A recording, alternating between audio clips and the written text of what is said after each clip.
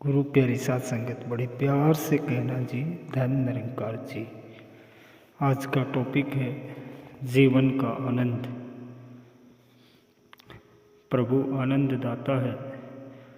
आनंद दाता को दुख दाता बना लेना मन की कारीगरी है। परमात्मा सच्चित आनंद है। हम हे प्रभु आनंद दाता कहकर परमात्मा से सुखों की कामना करते हैं। आनंद दाता हमें सुख ही देता है और इस सुख को दुख में बदलने की कारस्तानी मन करता है।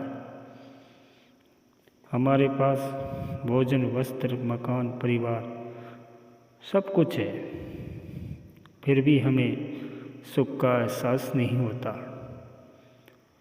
लेकिन इनमें से एक भी जैसे ही थोड़ा सा भी कम हो जाता है, हम दुखों के गहरे सागर में डूब जाते हैं। हमने जो चाहा वो मिला, इसका सुख नहीं, पर जो मांगा और नहीं मिला, उसका दुख हमें दिन रात खाए जाता है। दुख अपने आप में कुछ नहीं है।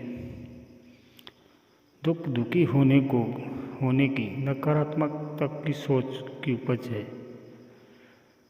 नकारात्मकता को सकारात्मकता में बदलने का मर्म हमें सतगुरु से मिलता है।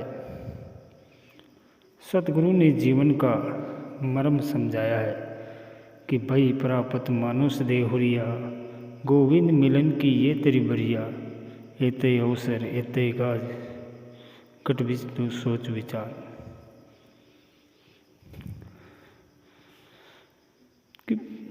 ये मनुष्य जीवन हमें इस प्रभु परमात्मा को मिलने के लिए मिला है। इस परमात्मा, इस गोविंद से मिलने के लिए मिला है। ये अवसर एक ही बार मिला है, ये बार बार मिलने वाला नहीं है। जैसे गोविंद सोने चांदी मिट्टी वाले नहीं है। गोविंद वह है जो शाश्वत है, अविनाशी है, सर्वशक्तिमान और सर्वव्यापक है। सर्वव्यापक को ढूंढना क्या, आप जहाँ हो ये वही है। यही परम ज्ञान है। जो इसको जानता नहीं उसे ये दूर लगता है कि गोविंद शायद कहीं 7वें आसमान पर होगा। गुरु अपनी दृष्टि देकर इसे निकट दिखा देता है और गुरसिक इसे देख समझ और जानकर जीवन मुक्त हो जाता है। जीता खाता पीता रहता संसार में है, लेकिन संसार से ऊपर। जैसे नाव रहती तो पानी में है, लेकिन पानी से ऊपर। नाव पानी के नीचे गई तो समझो डूब गई, पर पार लगाने के योग्य न रही। चेतनता, चिंता मुक्ति के ही लिए आवश्यक है। चिंता मुक्त रहने वाला गुरुमुख बेप्रवाह तो होता है, लेकिन लापरवाह नहीं होता है। वह जीवन रूपी रेल की पटरियों की जांच तल्लीनता से करता ही रहता है कि कहीं पटरियों को जोड़ी रखने वाली फिश प्लेट की पकड़ ढीली तो नहीं हो रही है। उसकी यह चेतनता अंग संग प्रभु के एहसास के कारण कभी नष्ट नहीं होती है। उसे यह निश्चित पता होता है कि जीवन की गाड़ी के पटरी से उतर जाने के लिए केवल एक पिस प्लेट का निष्क्रिय हो जाना ही काफ़ी होता है। जैसे कि एक नकारात्मक सोच ही पूरे जीवन को नष्ट कर देती है। नकारात्मकता का बीज बरगद के बीज की तरह तो बहुत छोटा होता है, लेकिन इसका वृक्ष बहुत विशाल होता है, जो बढ़ते बढ़ते अपनी शाखाओं से जड़ें नीचे ज़मीन में उतार कर अपने जैसा ही विशाल नया वृक्ष तैयार कर देता है। गुरसिक ज्ञान प्राप्ति के उपरांत सेवा सुमरन सत्संग का आनंद लेता है और गुरुमुखों के संग से उसके जीवन की बगिया महकती रहती हैं। अचानक कोई तथाकथित शुभ चिंतक कानों में कुछ नहीं रखा है या क्या मिला है आपको कहकर वह तो चला जाता है। उधर वह गया और इधर वह ये वाक्य दिन रात मन को मथने लगा कि कहीं वह ठीक ही तो नहीं कह रहा था। मनमुख पल भर में अपना काम कर गया और स्वयं को ज्ञानी समझने वाला गुरसिक पल भर में विचलित होकर वर्षों में जो जाना समझा था उसे गवा बैठा। कुछ नहीं सब कुछ है, ये उत्कृष्ट बोध नकारात्मकता के गर्दो गुबार में दबकर नष्ट हो गया।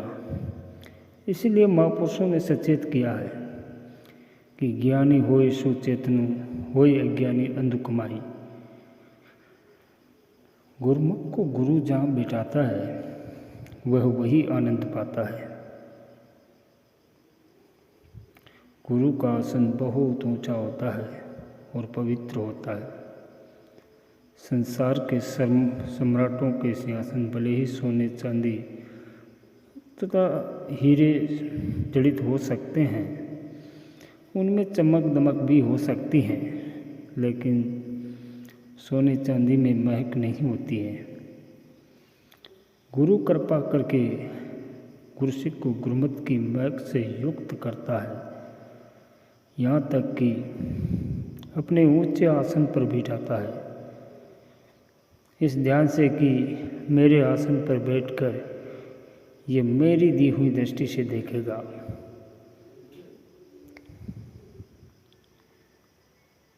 लोगों के दुख दर्द सुनेगा, लेकिन होता कुछ और ही है। गुरसिक सोचने लगता है कि यह सब कुछ गुरु कृपा से नहीं, शायद मेरी योग्यता के कारण हो रहा है। अगर गुरसिक गुरु की दृष्टि से युक्त हो गया तो उसका रुतबा बहुत ऊंचा हो जाता है। उसकी पूजा होने लगती है। उसकी आंखों पर गुरु का दिया हुआ गुरुमत का चश्मा उसे जगत की सुंदरता के दर्शन कराता है और वह अपने मनमत के पुराने चश्मे से मुक्त होकर आनंदमय जीवन जीता है।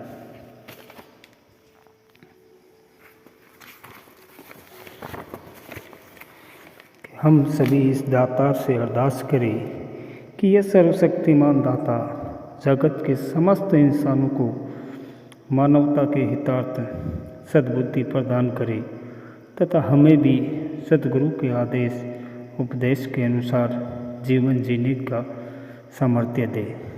सत्संगत जी, प्यार से कहना जी, धन निरंकार।